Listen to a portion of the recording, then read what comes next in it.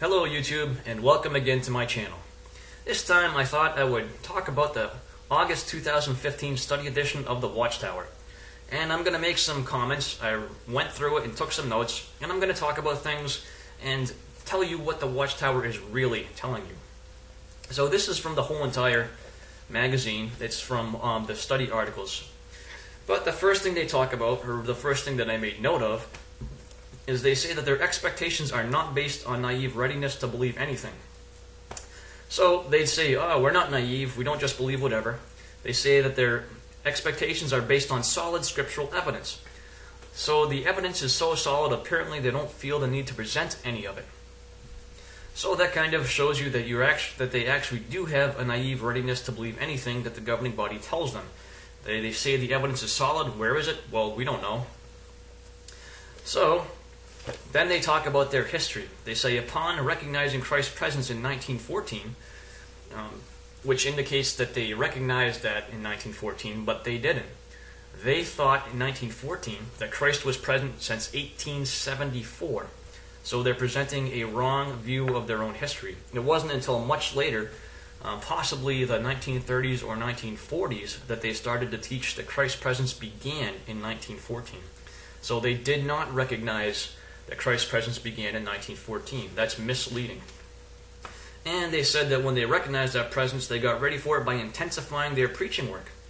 Now, any of you who have been in the organization for a while know that they say that the preaching work virtually ground to a halt in 1917 or 1918 when the leaders were in jail. So that's another statement that in their own literature is proven to be false. So then they tell you that the reminders are not presented merely to keep you busy in service. And of course, the reminders they're talking about is how late they are in the system of things. But that is actually specifically the point of their reminders, is to keep people busy in service. In fact, one thing they say about people who disagree with them is that they just don't want to go out in field service. So their reminders are specifically to keep people busy in field service. Then, this is a funny one, they say it's sensible to have a zealous share in the ministry because of the time we're living in. So let's talk about sensible. Sensible means you spend your time in a productive manner, right?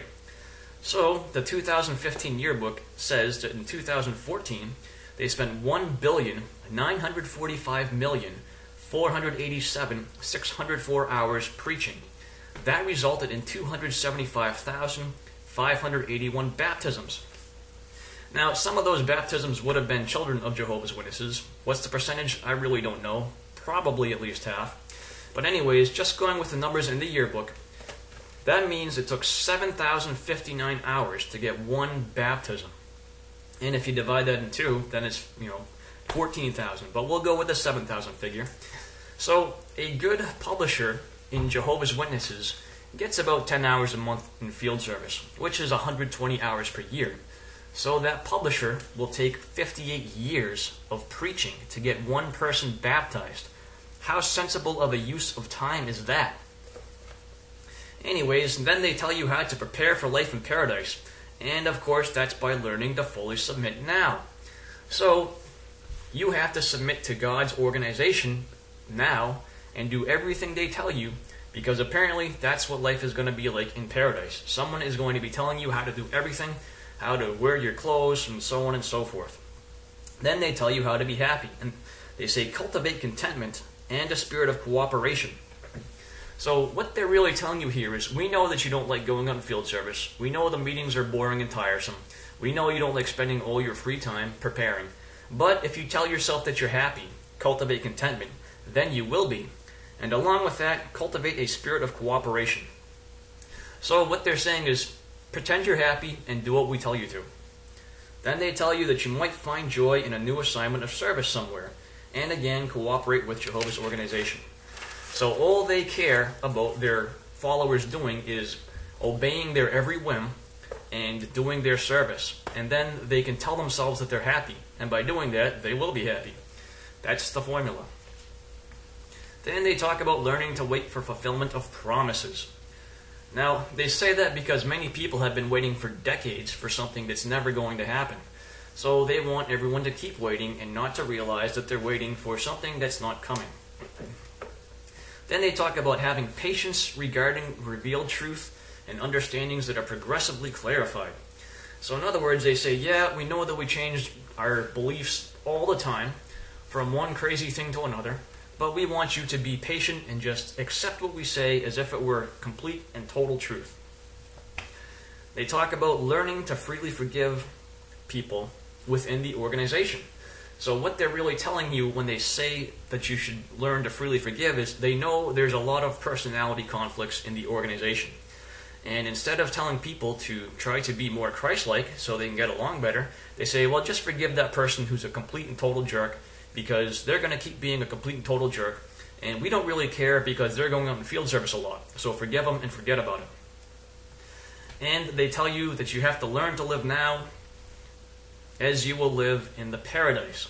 So apparently being submissive to whatever the organization says and putting up with a bunch of jerks is what's going to be paradise. If that's not a dystopia, I don't know what is. And they say focus now on spiritual pursuits. Spiritual activities are apparently going to be the highest priority in the new system. So what are those going to be? Are people going to preach to each other? Are they going to go to the Kingdom Hall and study Watchtowers? If you think about Adam, when he was perfect, did he go out in field service? Did he preach to the animals? Did he have meetings? Did he have publications he was writing or reading or anything? No. So I don't even understand how they think that, but apparently they're telling you the way you're living now is going to be the way you live in paradise. So if you want to look forward to an eternity of waking up, knocking on people's doors, Jehovah's Witnesses is the religion for you. And they talk about increasing your joy by setting spiritual goals. So what they're really telling you there is, we know that field service is really awful and nobody actually likes it, but the way to increase your joy is to do more of it. It's so bad that the more of it you do, the happier you're obviously going to be. Does that sound like it makes sense? And they advocate young people planning a career in Jehovah's service. Now let's think about what they're really telling you here. If you're young, they want you to plan a career in Jehovah's service. What they're telling you is, they're saying, listen, we know the end really isn't coming.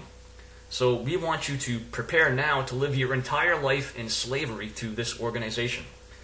And they say that, or that's what it means, because if they didn't say career in Jehovah's service, they would say, well, the end is coming, so do all you can. But no, they want you to plan to live a long life serving the organization. Then they talk about some goals that you can have that will increase your happiness and your joy. So one of them is improve their understanding of Bible principles and their application. What they're really saying is, make sure you just agree with every single thing that's printed in the Watchtower. That's what they really mean there. Because if you improve your understanding of the Bible principles, you will find yourself not being a Jehovah's Witness for very long. Then they talk about greater effectiveness in public reading, speaking, and comments at meetings. So basically, they want you to be more effective in convincing others to be Jehovah's Witnesses. And they say that goals increase your enthusiasm. So they want you to be really enthusiastic about doing nothing but Jehovah's service as defined by Jehovah's organization. That's the key to happiness. Tell yourself you're happy. Do as much as you can for them, because that's what makes you happy. And then they talk about blessings that have already begun. So here I found this very interesting. They're saying serving Jehovah is the most satisfying way of life. So here's what they're really saying there. They're saying, listen, we know that you're completely miserable as one of Jehovah's Witnesses, but this is the happiest that it is possible for you to be. Don't go anywhere. That's what they're saying. So then they talk about experiencing Jehovah's loyal love, as long as you basically do what you're told. But we all know the way that Jehovah's loyal love works. If you do something that they do not love or do not like, they will kick you out and tell everybody to shun you. Jehovah's loyal love in Jehovah's Witnesses goes one way. It's towards the organization. If you step afoul of the organization, there is no love for you. So loyalty does not indicate something that turns on and turns off. So they use the word loyal love there, and it's in an organization that is completely and totally devoid of any form of loyal love. And here's something they keep repeating throughout the entire magazine. Some have been serving for decades. That is, we know a lot of you have been disappointed because you were told that things were going to happen a long time ago that have never happened. But just keep serving and eventually it'll come. And they tell you that, they say personal pleasures have their place in the new system. So what they're telling you is put your life off anything you really want to do, because we just want you to be out there placing our magazines. That's all we care about. And they make a very ironic statement. They say, why did Jehovah create us with a hunger for personal accomplishment and wholesome pleasure if he did not intend us to satisfy these desires to the full? So in other words, they know for a fact they're telling you to do things that you don't like to do, and that you're not happy and that you're unfulfilled. They admit that. But they say, don't worry, you'll be happy in the new system. So put off everything, be a completely different person than you would be, just for the organization, because later on you'll be happy. That's what you would call the stick and the carrot. They're holding that carrot out, and they're going to beat you with a stick of taking away that loyal love if you don't do what they say. And they even tell you that rest and relaxation are better when you put Jehovah first.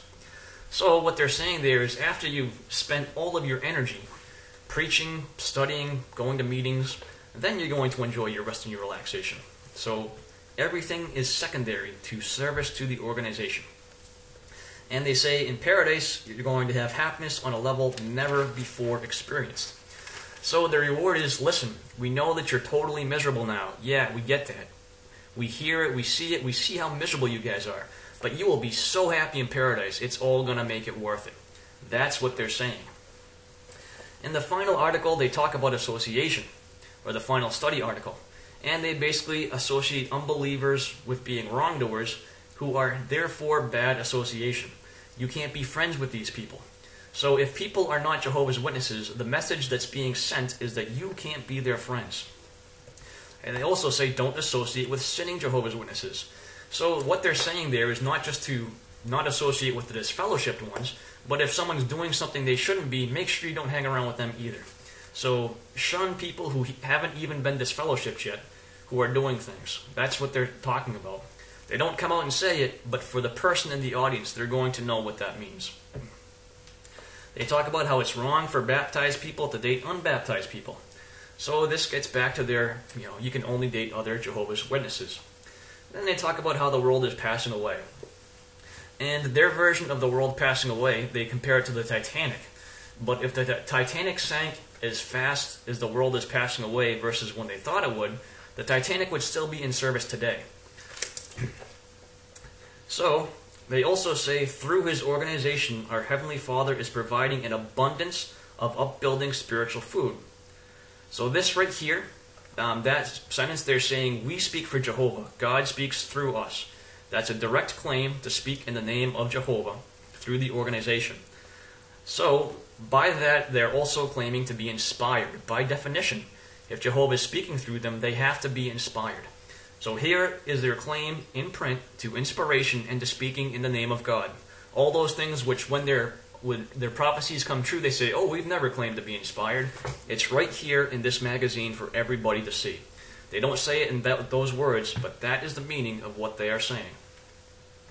Then they say, later on, by marrying other Jehovah's Witnesses, you get someone who helps you to maintain your faith. Well, guess what? A lot of people have married somebody that has had some sort of problem, and they've had such a bad marriage that it's actually caused them to leave Jehovah's Witnesses. That is not at all uncommon. And they say for people who were baptized when they were already married, the way to deal with your spouse is to love bomb them to try to convert them. So that's their advice. So anyways, there's no rhyme or reason to the way I presented that. I just went through the magazine, wrote stuff down, and gave my comments on it. But I thought that magazine really deserved an honest translation of what they are really telling you. So the governing body knows Jehovah's Witnesses are miserable, but they're just trying to keep them serving the organization. That is the driving thrust of that magazine. So, thanks for watching.